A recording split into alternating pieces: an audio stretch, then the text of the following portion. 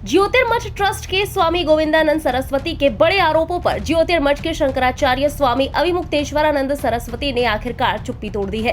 कांग्रेस से समर्थन मिलने के दावे पर उन्होंने कहा कि प्रियंका गांधी वाड्रा ने क्या हमको शंकराचार्य बनाया? जब हम शंकराचार्य बने तो प्रियंका गांधी ने हमें पत्र लिखा, जैसे बाकी सब नेताओं ने पत्र भेजा वैसे ही उन्होंने भी भेजा। आइए जानते हैं कि शंकराचार्य स्वामी अविमुक्तेश्वरानंद ने आगे क्या कुछ कहा। किसी व्यक्ति को किसी पद पर बैठाया जाता है और उसको शुभकामना देने के लिए अगर कोई पत्र लिखता है तो क्या वो शुभकामना पत्र लिखने वाला व्यक्ति उसको बनाने वाला बन जाता है? प्रियंका गांधी वाड्रा ने क्या हमको शंकराचार्य बनाया? हम जब शंकराचार्य बने तब उन्होंने एक शुभकामना पत्र लिखा। जब आपके देश के प्रधानमंत्री का शपथ ग्रहण समारोह होता है, वहां विपक्ष के नेता बैठे रहते हैं, तो क्या वो बनाने के लिए बैठे रहते हैं? इतनी सी बात आप नहीं समझते हो और आप आगे बढ़ाते हो और हमसे भी आकर के प्रश्न पूछते हो। जब प्रियंका गांधी वाड्रा ने पत्र लिखा, उसी समय आनंदीबेन पटेल ने भी हमको पत्र लिखा, उसी समय अनसुईया उइके ने भी हमको पत्र लिखा। ये तो राज्यपाल थी उस समय, अभी भी आनंदीबेन तो अभी भी राज्यपाल है। तो प्रियंका गांधी वाड्रा पत्र लिखती है, उसके पास हैसियत क्या है? जिस समय हमारा अभिषेक हुआ ज्योतिष पीठ के शंकराचार्य के रूप में, उस समय मध्य प्रदेश में यह हुआ। मध्य प्रदेश के मुख्यमंत्री शिवराज चौहान थे, भाजपा के थे, वहां आए हुए भी थे जिस जगह पे ये कार्य हुआ। उसके बाद प्रधानमंत्री नरेंद्र मोदी जी थे, बहुमत के प्रधानमंत्री 2-0 वाले थे, ये 3-0 वाले नहीं, 2-0 वाले, 300 पार वाले प्रधानमंत्री थे। उन्हीं के पार्टी की उत्तर प्रदेश की राज्यपाल आनंदीबेन थी, उन्हीं की पार्टी की अनसुईया उइके छत्तीसगढ़ की राज्यपाल थी, और दूसरे बहुत सारे दूसरे नेता थे जो अलग अलग मंत्रालयों में थे। इन सब की उपस्थिति में इन सब के पत्र हमारे पास आए, तो क्या इन सब लोगों ने हमको मिलकर बनाया होगा कि प्रियंका वाड्रा ने? किसके पास ज्यादा ताकत थी आप बताओ? उस समय सत्ता में जो लोग थे, प्रदेश और देश की और राज्यपाल जैसे संवैधानिक पदों पर बैठे हुए लोग थे, उन्होंने जो पत्र लिखे उसमें ज्यादा ताकत थी कि प्रियंका गांधी वाड्रा के पत्र में ज्यादा ताकत थी? बताइए। तो जब सब लोग लिख रहे हैं, उसी में प्रियंका गांधी वाड्रा भी है, वो भी देश की नागरिक है, वो समझती है कि शिष्टाचार क्या होता है। शंकराचार्य जी के नए शंकराचार्य का अभिषेक हुआ है, तो मुझे भी एक शुभकामना का पत्र भेजना चाहिए, प्रणाम अपना भेजना चाहिए, आशीर्वाद देना चाहिए। तो जैसे सबने भेजा, सभी नेताओं ने भेजा, वैसे उसने भी भेजा। इतने मात्र से, एक शुभकामना पत्र को दिखा देने मात्र से आप कह दे रहे हो कि उन्होंने हमको बना दिया और वो जो कह रही है वही हम कर रहे हैं।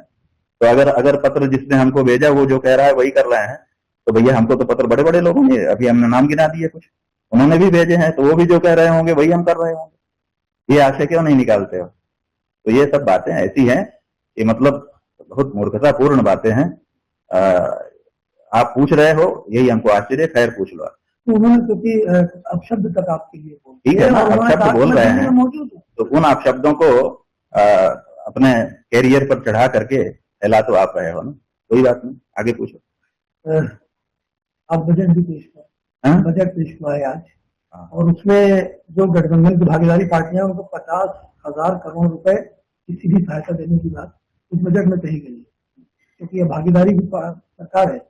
कैसे देखते हैं कि विकास चौमुखी की बात की जा रही थी? देखिए, बात यह है कि सब जानते हैं कि जब लचर सरकार, माने बहुमत जब नहीं मिलता है किसी पार्टी को, तो हर पार्टी जिसके पास ज्यादा नंबर होते हैं उसको दूसरी पार्टियों से गठबंधन करना पड़ता है, और गठबंधन तो सौदेबाजी से ही होता है।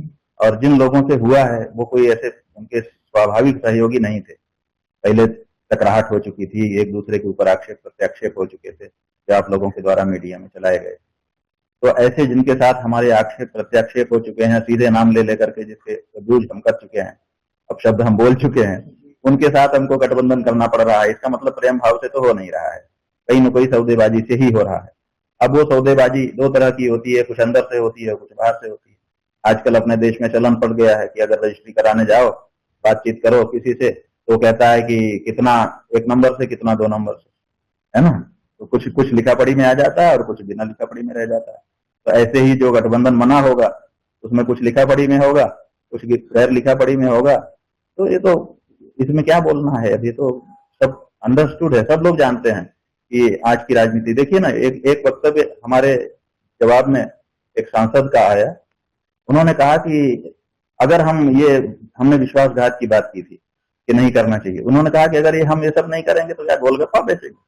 तो इसका मतलब वो मान के चल रहे हैं कि हम ये सब करने के लिए ऑथराइज्ड हो चुके हैं, हम तो राजनेता हैं, हम तो कुछ भी कर सकते हैं, हमारे लिए पाप क्या होता है, हमारे लिए पुण्य क्या होता है। तो जहां ऐसी मानसिकता हमारे देश के नेताओं की बन चुकी हो, वहां पर इतना करोड़, इतना 100 करोड़ दे दिया, ये कोई बहुत बड़ी बात अब हम नहीं करें। आपको बता दें कि हाल ही में स्वामी गोविंदानंद सरस्वती महाराज ने स्वामी अविमुक्तेश्वरानंद पर काफी गंभीर आरोप लगाते हुए उन्हें फर्जी बाबा तक करार दे दिया था। साथ ही अविमुक्तेश्वरानंद को कांग्रेस का समर्थन प्राप्त होने का दावा किया था। ऐसे में अब स्वामी अविमुक्तेश्वरानंद के पलटवार के बाद ये मामला क्या मोड़ लेता है, ये देखना होगा।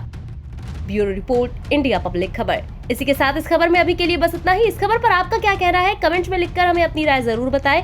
देश और दुनिया की बाकी तमाम बड़ी और लेटेस्ट अपडेट्स के लिए सब्सक्राइब करें इंडिया पब्लिक खबर के यूट्यूब चैनल को और बेल आइकन दबाएं ताकि चैनल से जुड़ी सारी लेटेस्ट अपडेट्स आप तक वक्त से पहुंच पाए।